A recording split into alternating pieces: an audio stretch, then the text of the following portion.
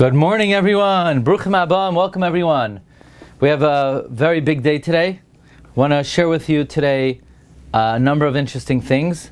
Firstly, Davar Yafeh be'itai. By the way, if you want to get our source sheets or you want to keep updated on upcoming Shiurim, you could please subscribe to our twice a week newsletter. Go to our site, rabbidg.com, and you could subscribe, and you'll get the Mar Mekaymis to your inbox twice a week. Davar Yafeh be'itai. It's now Bechukosai. Bechukosai is the Parsha we read before Shavuos. The Gemara Megillah even says we read the Teichacha Bechukosai before Shavuos to be able to apply the principle Tichle Shana V'Kilulaiseha. Tichle Shana V'Kilulaiseha. So it's more than just reading the Teichacha before Shavuos, but Parshas Bechukosai has perhaps the most fundamental, foundational message regarding Limud HaTorah, which is most relevant for the Yom Tov of Shavuos. And Bechukosai Telechu, Rashi says this is not an admonition to be careful to learn Torah, because to observe the mitzvahs, because it already says in Bechukosai Telechu ve'es mitzvahsai tishmeru, to observe the mitzvahs. So it's not referring to mitzvah observance. What is it referring to? Rashi says shatiu amelim b'Torah. It's referring to toiling in Torah. And this, of course, is a very fundamental lesson before the Yom Tov of Shavuos. The importance of not just observing the mitzvahs, the importance of not just learning Torah, but the importance of amelus b'Torah, of toiling in Torah, of putting in strenuous effort. This is also connected to the month of the year. We're now in Chodesh Iyar. The Shevet of Chodesh Iyar is Yisachar, based on the way they encamped in the Midbar. Alpi Nisiyasam, based on the way they encamped in the Midbar, the Shevet associated with Iyar is Yisachar. Yisachar is the paragon of Amelus B'Torah. The Yisachar is compared to the bony donkey who tilts his shoulder to bear the yoke of Torah. Vayed Shichmai Lisbail, to bear the yoke of Torah. Okay. Another important element here that's connected to the time of the year. We always read Bechukosai after Lag BaOmer, and there's a particular connection between Bechukosai and Lag BaOmer. My dear friend Rabbi Ansel showed me in the Sefer Beis Yaakov, Rabbi Yaakov Leiner of Ishbitz. He brings that this is the 33rd Parsha of the Torah. Parshas Bechukosai is the 33rd Parsha. Furthermore, there are 33 brachos in the Parsha. In the Parsha of the Teichacha, there are 33 psukim. And in the Birchas Yaakov, there are also 33 psukim.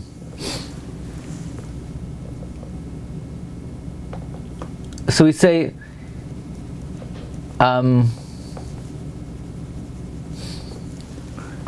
in the Birchas Yaakov, there are 33 psukim keneged the Teichacha. Furthermore,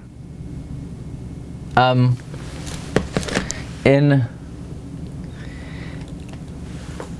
the first pasuk of the Parsha, by the way, has 33 letters. Isn't that interesting? There are 33 letters in the first pasuk of the Parsha, and there are 33 words in the first 3 psukim of the Parsha, and the first 33 letters are gematria in Bechukosai. So that's an amazing connection between Parshas Bechukosai and Lag BaOmer. So, for instance, if you, it's the 33rd Parsha, and if you count up the letters, if you count up the letters in the first pasuk, you have 33 letters. 1, 2, 3, 4, 5, 6, 7, 8, 9, 10, 11, 12, 13, 14, 15, 16, 17, 33 letters. And in terms of the words, 1, 2, 3, 4, 5, 6, 8, 9, 10, 11, 12, 13, 14, 15, 16, 17, 18, 19, 20, 21, 22, 23, 24, 28, 29, 30, 31, 32. There are 33 words in the first three psukim. So this is again an amazing remez to connect Parshas Bechukosai following Lag BaOmer. Now, there's also a remez to the Rashbi in the first pasuk, based on what the Ben La'ashri writes. He says in Bechukosai Telechu, ve'es is gematria with the tevois Hashem ani ve'elazar bani ha'avois ve'hamelech yoisam. It's a remez to what the Rashbi says, that if he joins to him his son and Avram Avinu and King Yoisam, he could pater the whole world. And there's a remez here that the whole koyach of the Rashbi is because he learned the soidos haTorah, which are considered chukim. Like Chazal say, b'mufla mimcha bal tidroish, only to believe be'amuna shlema. So in any event, because this is the Parsha right after Lag BaOmer, we have a remez to the Rashbi as well. Now,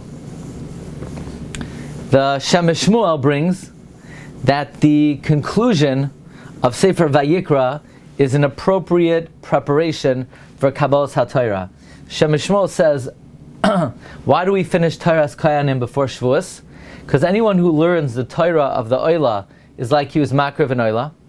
The Karbonos are Mechaper and are Metaher the Nefesh. And the Iker Tara that comes from above is after you finish something. That's why we make a Suda when we finish Legamra Shal Torah, we make a Suda, because the Iker Tara comes when you finish something. Because when you finish a row, the light comes from above, and they make a Suda to be Mechazek that oir. Therefore, we finish Taras Kayanim in order for the Tara to come down, and this is a very great Pesach for the Yom Tif of Shavuos. Okay, now this is an open, friends, this is an open connection between Parshas Bechukosai and the Zman of the year.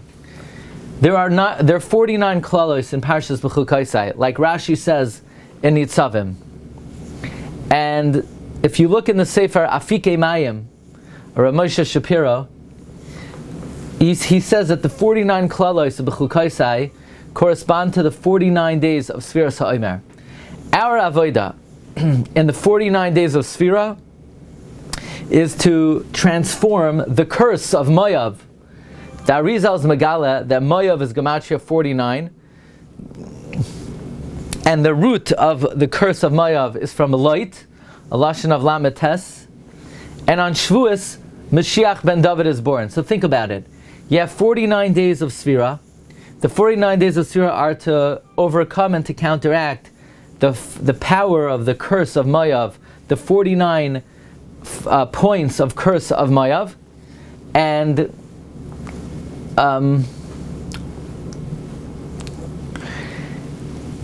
if we're successful in overcoming the curse of Moav in these 49 days, then we'll be zoicha to the ultimate bracha that emanated from Moav, namely Mashiach ben David. So that means this time of the year is designated to overcome and to counteract the curse of Moav. Therefore, we read the 49 klalos of Bechukosai during the 49 days of Sfiras HaOmer. We could add as follows. The klala began when the Bnei Yisrael were mezaneh with the Bnei Moav with Shevet Shimon.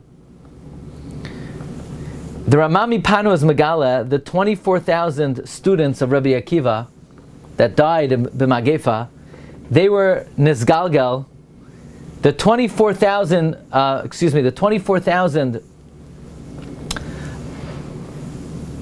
members of Shevet Shimon that died in the Magefa, they were nisgalgal as the students of Rabbi Akiva.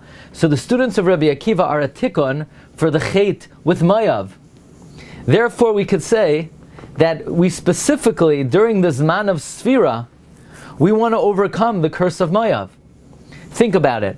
The curse of Mayav began when the Bnei Shimon were mezaneh with them. They were nisgalgel with the students of Rabbi Akiva. So therefore it's during this time of the year, during the time of Sfira, that we're trying to misakein this klala, which is apparent in the 49 curses of the Teichacha. This comes out very amazing, that Chodesh Iyar is Keneged Shevet Shimon, according to the Seder that the Shvatim were born, which is the Shita of the Megala Amukas, the Maral, and the Ravid. So, again, the idea is that the 49 curses that we read in Bechukosai correspond to the 49 days of Sfira. This force of 49 curses was activated when the Bnei Smoyav were mezaneh with the Bnei Shimon, and they were nisgalgel in the 24,000 students of Rabbi Akiva. Therefore, during this time of the year, during the time of Sfira, when we're trying to misakein the chet of the Bnei Shimon, which is the month, this is the month of Shimon, therefore we read about these klalos specifically this time of the year. Now,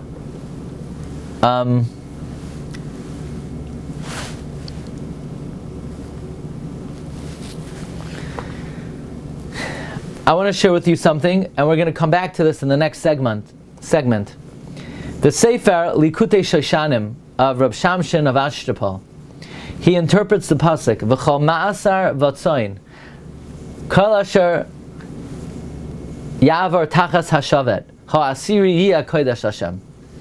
The Sefer Likutei Shoshanim of Reb Shamshin Ma'ashtapal writes that this pasuk is a remez to the murder of Rabbi Akiva. That the Misa of the Asar Harugei Malchus was a tikkun for the sin of Mechiras Yosef. We know that the 10 martyrs atoned for the sin of the sale of Yosef. And the Misa of Rabbi Akiva was a tikkun for the Shechina. In other words, 9 of the brothers were involved in selling Yosef, and they joined the Shechina along with them. And to be masakin that, the 9 of the Asar Harugei Malchus were masakin for the Shvatim, and Rabbi Akiva was in the place of the Shechina. Why was Rabbi Akiva in the place of the Shechina? Because he's the one who darshaned l'Rabbi's Talmidei Chachamim. And he equated Talmidei Chachamim to God, so to speak. So he's able to be in lieu of God. So we could ask, why is Rabbi Akiva merumaz dafka at the end of the Torah in Parshas Bechukosai? What's Rabbi Akiva doing here? We could say as follows. We brought earlier that what do we celebrate on Lag BaOmer? Lag BaOmer is the day the students stopped dying. Okay, great, they stopped dying. That's because they were all dead. And the Ramami Pano explains that there was a survivor. Really, the decree was on Rabbi Akiva as well. But Rabbi Akiva survived. So Lag BaOmer is the day of rejoicing in the salvation of Rabbi Akiva, because the decree was on him as well. So now you could ask, we just had a Lag BaOmer. Lag BaOmer is the day of the salvation of Rabbi Akiva. So you might wonder, well, now that Lag BaOmer is passed and Rabbi Akiva was saved, so why in fact did he die? So therefore we read in the Parsha right after Lag BaOmer, Ha'asiri, the 10th, Rabbi Akiva, Yiyah Kodesh Lashem. That's Merames, that Rabbi Akiva died because he's Keneged the Shechina, and he was killed to be misakein the participation of HaKadosh Baruch Hu in the Mechiras Yosef. So we are merames to the death of Rabbi Akiva, because in the aftermath of Lag BaOmer, you may wonder, so why in fact did Rabbi Akiva die? And the answer is, he died to atone for Mechiras Yosef. Okay.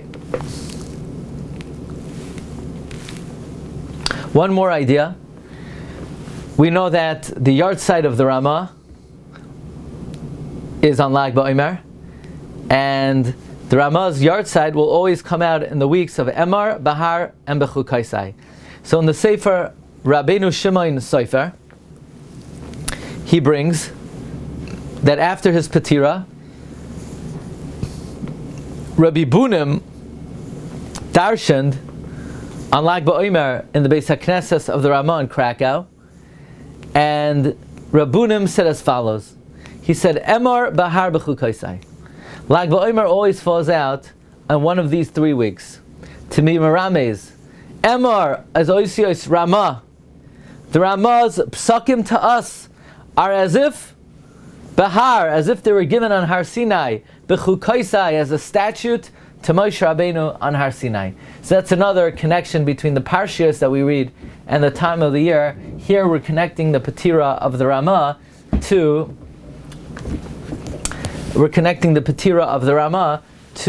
the Parshas that we read during this time of the year.